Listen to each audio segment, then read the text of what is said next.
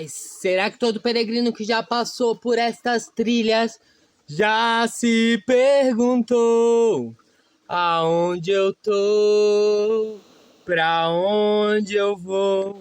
Em São Tomé das Letras.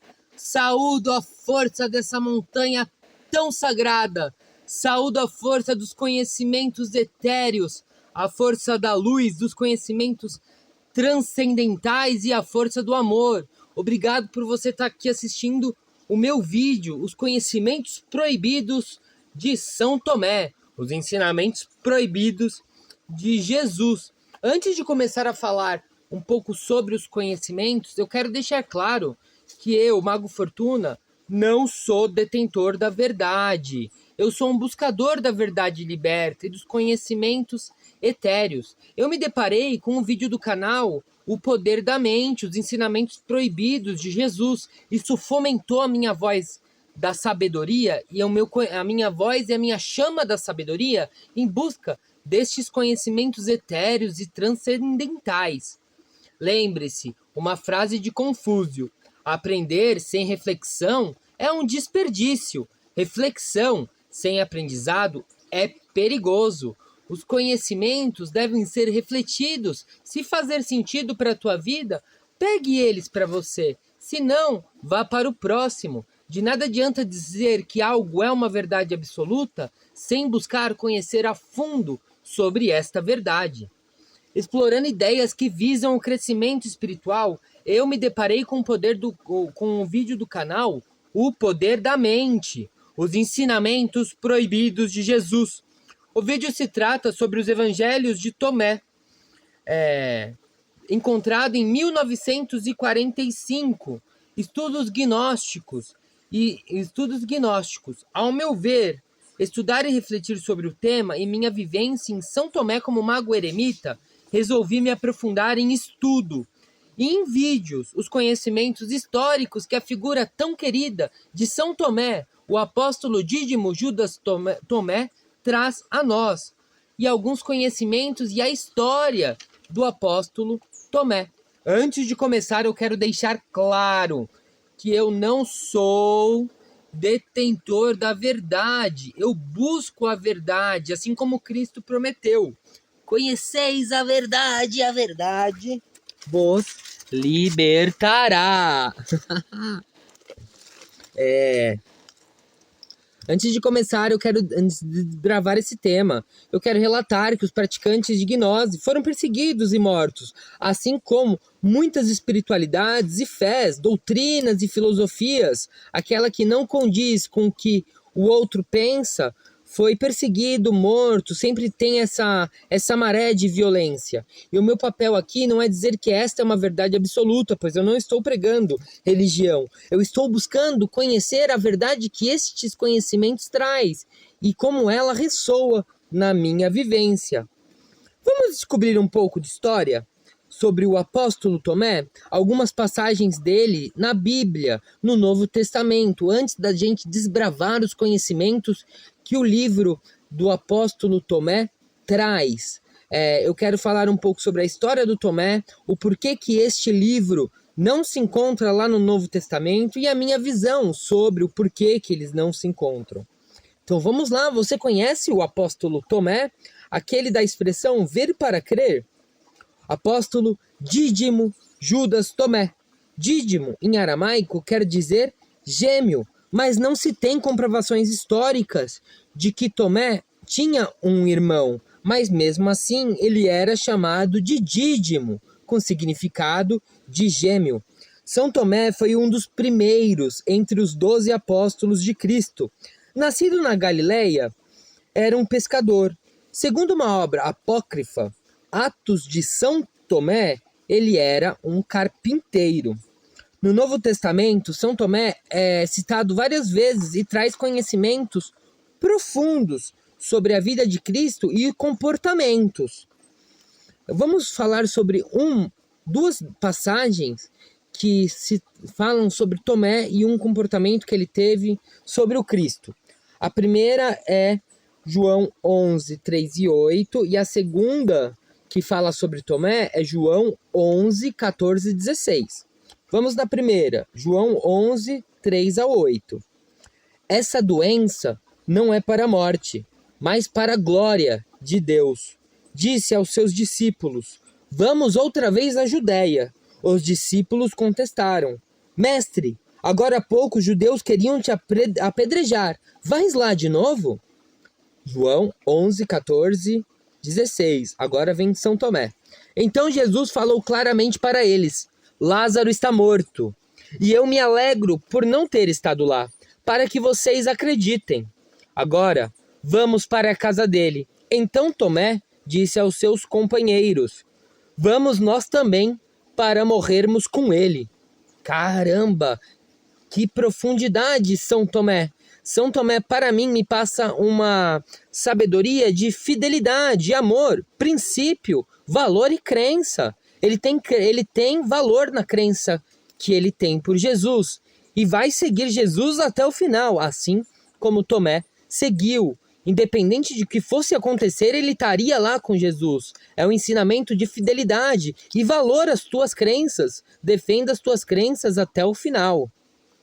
Outro momento do Evangelho de João, durante a ceia, após Jesus saber que foi traído por Judas Iscariotes e se retirar do meio dos apóstolos, Tomé disse a Jesus: Senhor, não sabemos para onde vais. Como podemos conhecer o caminho? Jesus respondeu: eu sou o caminho, a verdade e a vida.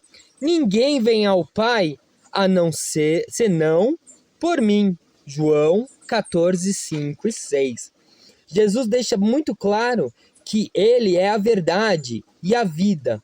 Para mim, esse conhecimento se trata sobre a centelha divina do eu sou, que Deus habita e ressoa dentro de nós, e ninguém chega a ele a não ser por essa verdade. Pode ser através da vida do Cristo, imitando os passos de Cristo, de amor, entrega, propósito, redenção, encontro com esta centelha do Cristo através da vibração do eu sou.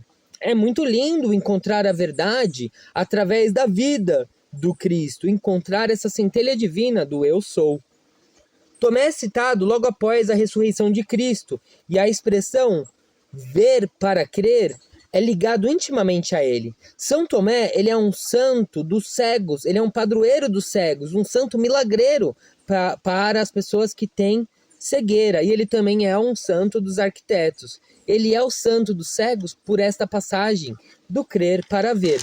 Essa passagem diz o seguinte: Tomé, chamado Dídimo, um dos 12, não estava com os discípulos quando Jesus apareceu. Os outros discípulos disseram: vimos o Senhor. Mas eles lhe disse: se eu não vir as marcas dos pregos em suas mãos e não colocar os dedos onde estavam os pregos e não puser a minha mão ao seu lado, não acreditarei. Uma semana mais tarde, os discípulos estavam ali outra vez e Tomé com eles.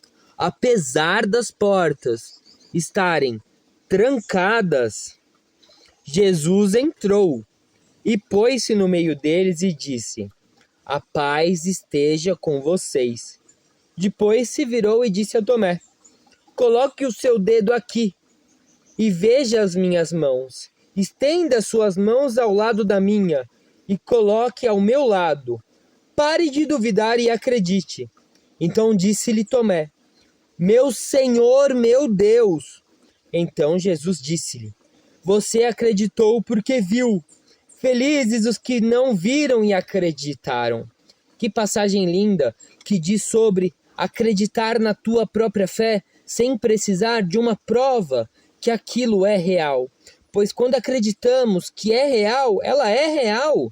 E a fé, Deus, ele é real e não precisa de provas para nos materializar. Mas eu sou que nem São Tomé. Eu precisei muitas vezes da minha vida de provas para poder saber da existência dessa centelha divina. E hoje eu estou aqui, por isso acho que é por isso que eu vivo em São Tomé. Porque eu precisei de provas para poder acreditar nessa centelha divina. É isso, é um pouco dessas passagens dos relatos da Bíblia sobre São Tomé. Vamos falar um pouco agora sobre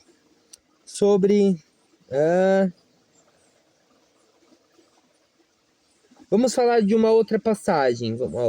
Outro momento. Peraí, eu vou voltar para poder direcionar. Tá. Tomé é citado mais uma outra vez quando Jesus apareceu aos discípulos na margens do mar de Tiberíades. Estavam juntos Simão Pedro, ou Pedro, Tomé, chamado Gêmeo, e outros discípulos de Jesus. Simão Pedro disse: Eu vou pescar. E eles disseram: Mas também vamos. Saíram e entraram na barca, mas aquela noite não pescaram nada. Quando amanheceu, Jesus estava na margem com os discípulos, mas os discípulos não sabiam que era Jesus. Então Jesus disse: Rapazes, vocês têm alguma coisa para eu comer? E eles responderam: Não. Então Jesus disse: Jogue a rede ao lado direito da barca e vocês acharão peixe. Então eles jogaram a rede e não conseguiram puxá-la para fora de tanto peixe que pegaram. E o Senhor disse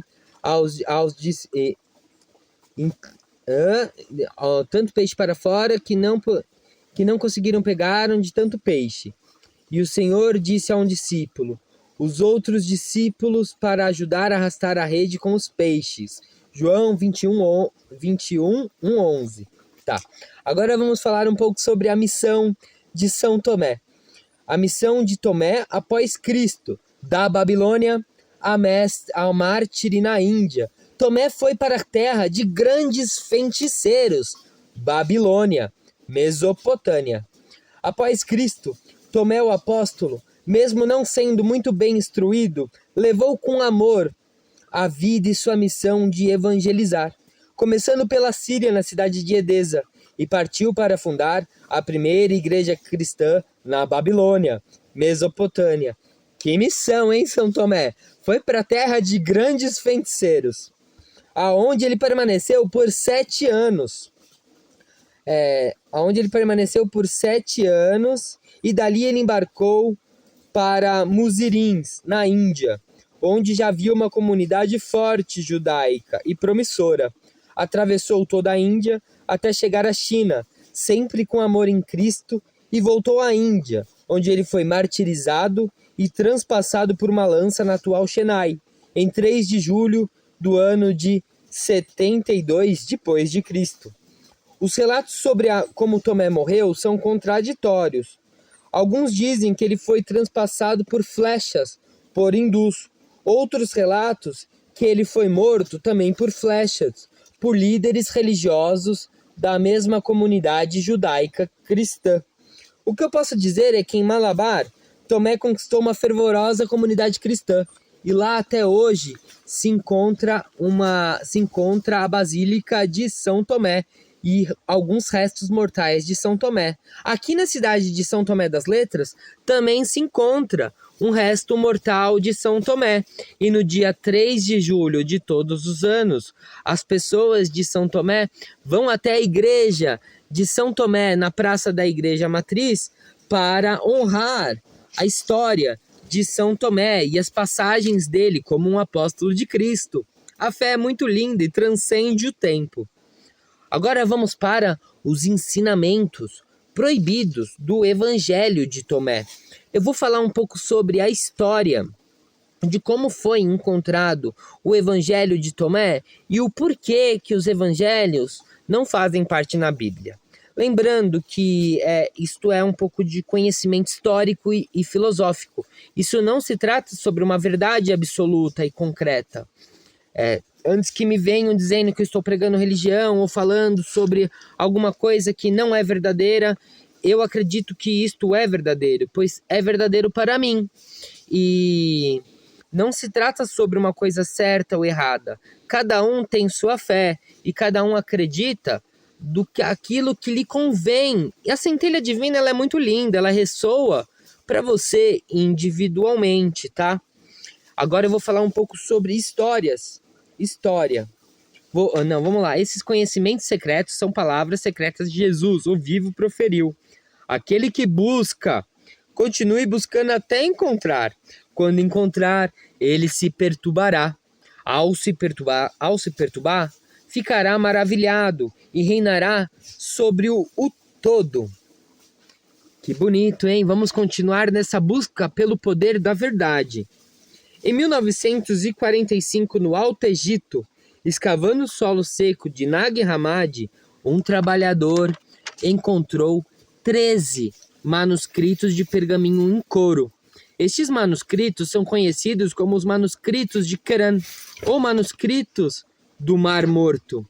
Os manuscritos foram levados ao Ocidente, e 12 deles se encontram na Fundação Carl Jung, e um foi roubado. O que estes textos escondem que podem nos revelar sobre Jesus? Por que são considerados perigosos para a igreja? Por que não fazem parte do Novo Testamento? Será que se tratam sobre conhecimentos verdadeiros ou mentiras? O que Tomé pode nos revelar sobre Jesus? O ano era 325 depois de Cristo. Antes de falar sobre o Concílio de Nicéia, alguns historiadores dizem que esse manuscrito foi encontrado em 1945.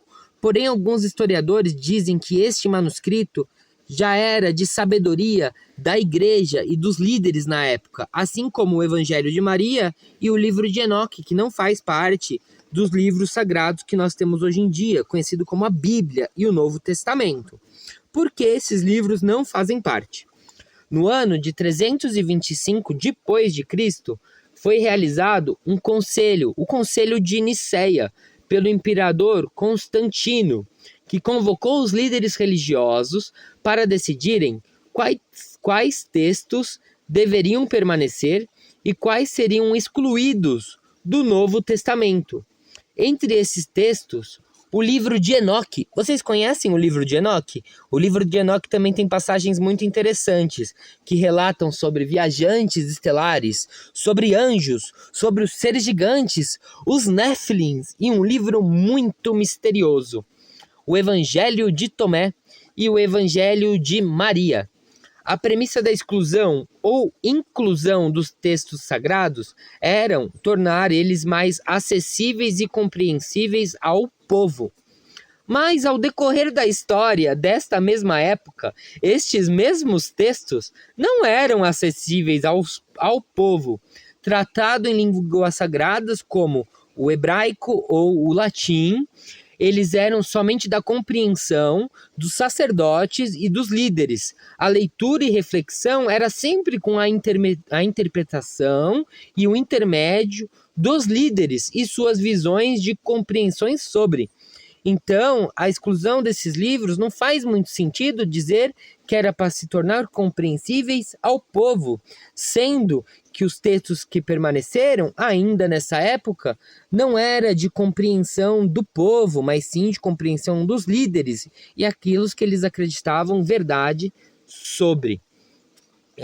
Dosando compreender a mercê e a vontade dos líderes soberanos acima da massa, excluindo os conhecimentos que não se alinhavam com o objetivo da igreja e os seus líderes. Veja, tente me entender. Se você é um seguidor de Jesus, por que rejeitar uma perspectiva de um apóstolo escolhido pelo próprio Cristo a evangelizar e a passar a mensagem do próprio Cristo, uma perspectiva que pode enriquecer ainda mais a sua fé e a sua compreensão sobre Cristo? Ao meu ver, Cristo escolheu 12 apóstolos para que cada um deles tivesse uma compreensão única sobre a vivência do Cristo e passasse essa vivência para determinados tipos de homem. Então, se Cristo escolheu 12 apóstolos com missão de evangelizar a palavra e a história de vida dele, por que apenas um ou outro diz sobre a luz da verdade? Se foi o próprio Cristo que escolheu este homem, Tomé, para falar sobre a verdade do Cristo. É um pouco estranho, né? Eu acredito que é por esse fator da antiguidade, da história, da dominação de massa, por dominar o povo, mas é o que eu acredito, um pouco sobre o demiurgo. Não faz sentido aceitar certas crenças e citações sobre a verdade dosada, e ignorar outras que provêm da mesma fonte. As palavras de Jesus relatadas por Dídimo Judas Tomé, elas são reveladoras. Desculpa estar me mexendo um pouco, é porque eu estou no meio da natureza, nas pedras e no rio, no meio da floresta de São Tomé. Então tá um pouco desconfortável, mas vamos lá. Vamos agora falar um pouco sobre os conhecimentos espirituais que o Evangelho de Dídimo Judas Tomé traz. Eu não vou falar sobre todos os conhecimentos deste Evangelho, mas eu separei alguns especiais para a gente poder desbravar filosoficamente sobre esses conhecimentos, que eu achei muito interessante. Fala sobre autoconhecimento, sobre valor, sobre verdade. E eu acredito que o maior ensinamento do Cristo são esses ensinamentos de luz, de autoconhecer, de valor e de verdade. Jesus disse: quem descobrir a interpretação dessas palavras não provará a morte. Como seres espirituais, nós somos seres de energia e jamais morreremos. Essa é uma das verdades que Jesus passa. Quais são os ensinamentos reais do Cristo, se ao longo da história houve tanta alteração e distorção dos ensinamentos pela supremacia, poder, autoridade e controle? Yeshua não buscava autoridade, não buscava submissão ou sacerdote. Ele buscava líderes iguais, unidos por um objetivo e sem divisões, sem mais e nem menos. Todos somos iguais e frutos da centelha divina. Um grande professor que ensinou muito, se não a todos. E hoje nós estamos aqui falando sobre os conhecimentos dele. Ele fala sobre o poder da fé, que a nossa fé faz a diferença. E aquilo que acreditamos sobre fé faz a diferença sobre nós. Isso se torna-se muito real quando nós vemos uma passagem de Jesus, depois dele fazer os milagres e voltar a Nazaré. As pessoas em Nazaré não acreditavam que Jesus era o Messias, mas sim o viam como filho do carpinteiro. E ali ele não conseguiu fazer milagre, pois as pessoas não viam ele como uma fonte de milagre. Então, a sua fé faz a diferença. É aquilo que você acredita como verdade que faz. As pessoas que viam Jesus como filho unigênito do Pai, o Messias, ele fazia milagre na vida daquelas pessoas. Então se trata sobre conhecer a si mesmo e a fé que você detém, pois ela que faz o milagre na tua vida. Agora uma passagem também muito interessante que fala sobre crenças e aquilo que acreditamos, sobre aquilo que os líderes nos dão. Essa é uma passagem também do Evangelho de Tomé. Se aqueles que te guiam disserem: veja, o reino está lá no céu, então todas as aves do céu o precederão. Se disserem: está no mar, todos os peixes o precederão. E pelo contrário, o reino está dentro de você e fora de você. Quando você se conhecer, será conhecido e perceberá que é filho do Pai vivo. Mas se você não se conhecer, viverá na pobreza e serás a própria pobreza. Nessa passagem, não existe superior ou inferior. Se buscarmos, encontraremos o reino de Deus dentro de nós, em novos níveis de compreensão, preparado para o nosso compreender no agora.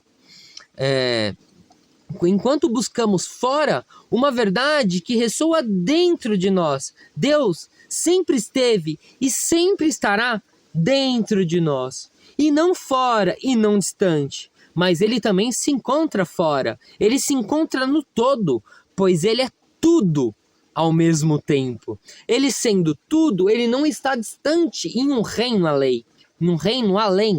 Ele não está inacessível, ele está no aqui e no agora. Jesus nos convida a olhar para dentro da nossa essência. Propósito, nos alinharmos com a verdade que habita dentro de nós, alinhando com a verdade que habita dentro.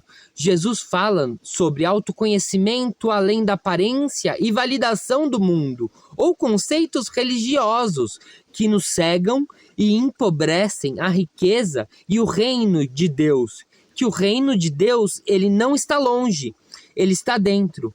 Esta é uma verdade que líderes religiosos não querem que nós enxergamos a esse entendimento, pois a clareza e a percepção que Deus está dentro sempre esteve com nós e deixamos de sermos submissos às vontades e aos caprichos de instituições douradas e aos caprichos dos líderes religiosos.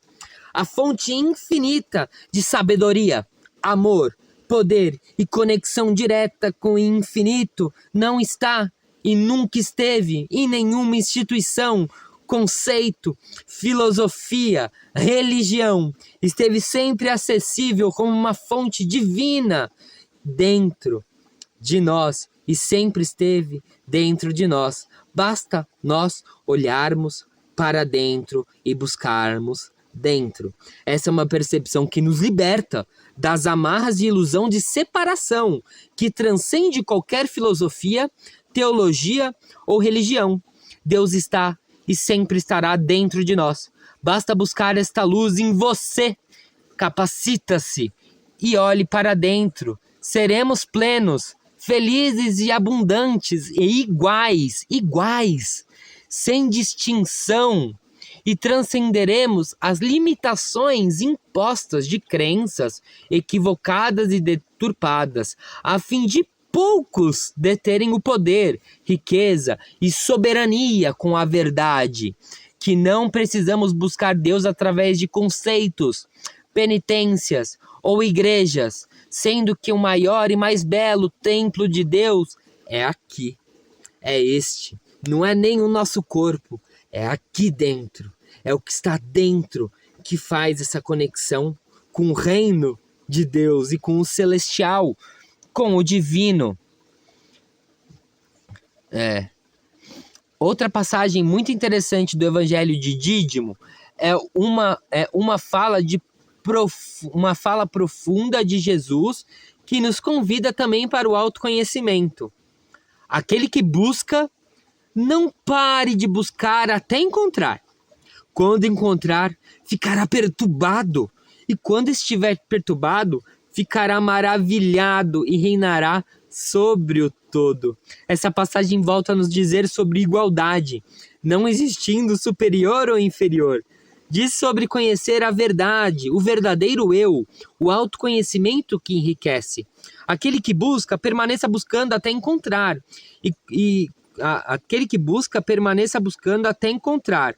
Enquanto buscávamos fora algo que está dentro, nos perturbamos ao descobrir que o reino do todo está dentro de nós. E ao se perturbar com o encontro que a verdade está dentro, ficará maravilhado ao sentir que o reino do todo sempre esteve com nós. Este olhar sobre a verdade diz sobre as escolhas conscientes que fazemos no presente e como ela modela a compreensão sobre a nossa verdade. Buscar compreender o verdadeiro eu e fazer escolhas conscientes do caminho pela busca da verdade do todo.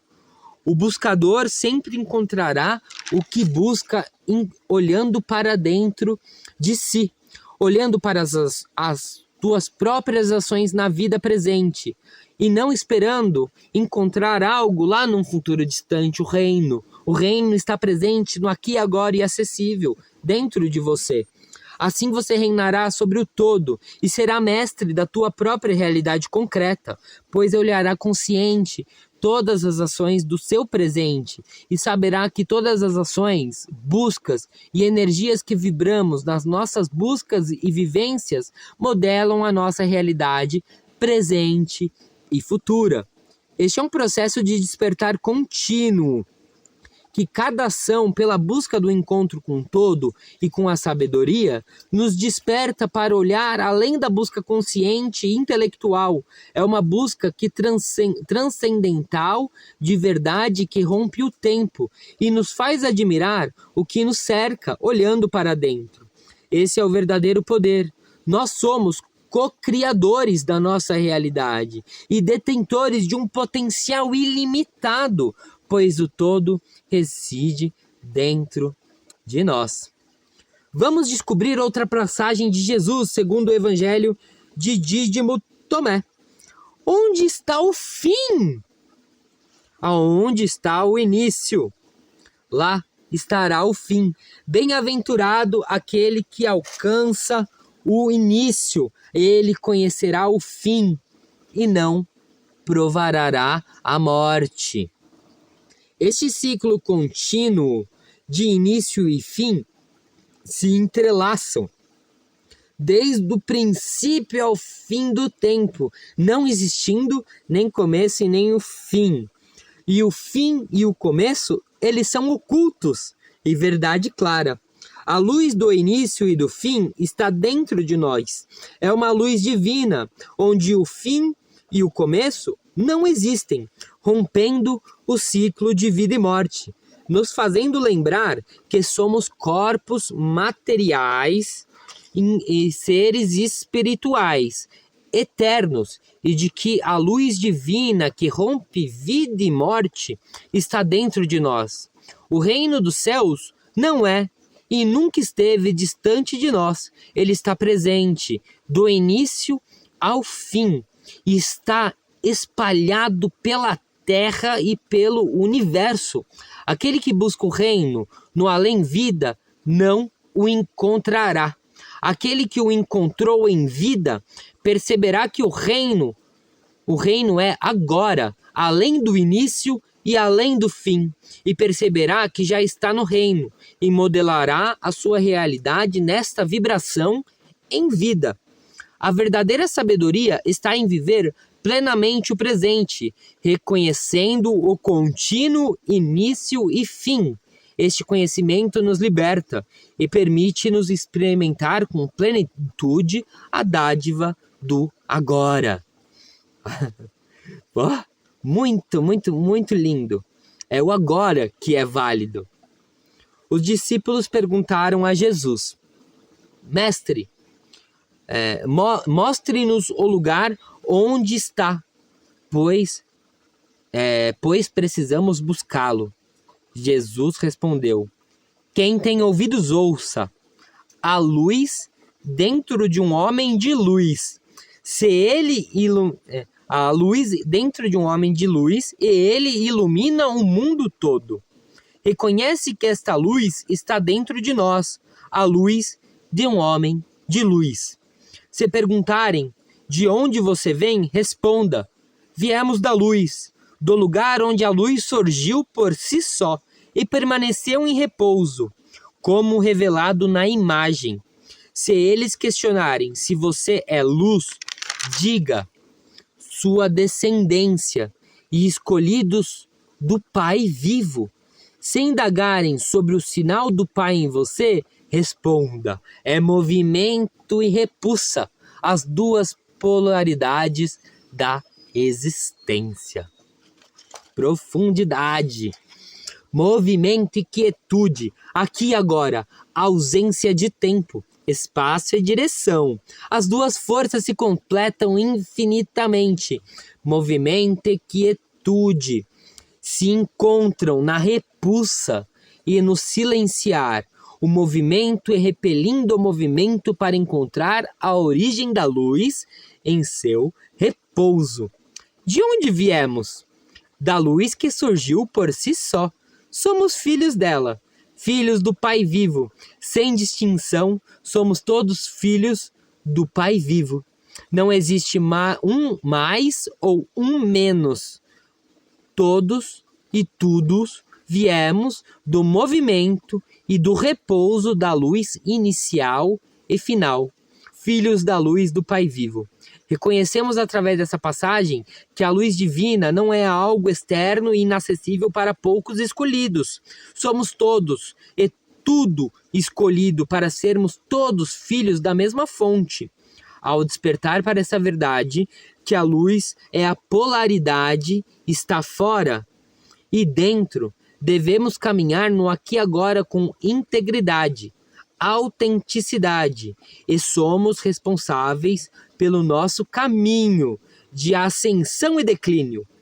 Tudo está no aqui e agora. As ações do presente direcionam o futuro. Caminhamos com a luz do início e do fim, e nós nos afastamos dela a cada ação que nos leva ao fim. Ó, profundo. Isso é matéria para pensar. Além, aonde está essa luz? Dentro de nós, desde o começo ao fim, e todos somos iguais nesta polaridade, princípio e fim.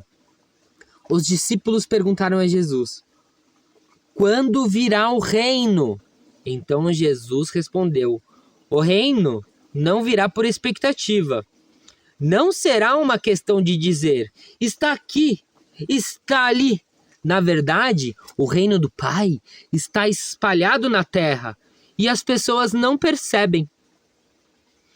A totalidade da luz interior já está acessível dentro de nós. Quando buscamos ela, quando buscamos fora e distante o reino que já está presente aqui e agora, dentro de nós, deixamos de vivenciar com plenitude a dádiva da luz que habita em seu máximo potencial aqui e agora. Outra passagem. Se você manifestar o que está dentro de você, se você manifestar o que está dentro de você, esta manifestação o salvará. Se você não manifestar o que está dentro de você, esta omissão o destruirá. Tá. Siga o seu coração, siga o seu desejo, siga a manifestação da luz interior que habita dentro de você. Esse é um conceito de autenticidade, expressão plena do nosso ser. A importância de vivermos de acordo com os nossos valores e verdades interiores. Ao longo da vida, vivemos muitos caminhos e situações. Porém, ao se desviar da nossa verdadeira paixão, motivação, entusiasmos, somos omissos com a manifestação autêntica da luz, amor e felicidade que habita e faz cada um de nós sermos únicos. E ao se desviarmos da manifestação de amor, luz e felicidade única, deixamos de modelar a nossa vivência e de sermos únicos, e somos consumidos pelo medo, tristeza, destruição, e destruiremos a oportunidade de expressarmos a vida com alegria e felicidade em seu máximo potencial de estarmos vivos e sentir o que é sermos humanos. Siga sua paixão, expressão e manifestação. O que está dentro de você esse é o norte da sua alma e do teu coração. A percepção que o divino se encontra na sua essência e na sua autenticidade. Esse é um convite também para conhecer o seu interior e o norte que te faz feliz, pois a essência da luz divina é a sua autenticidade.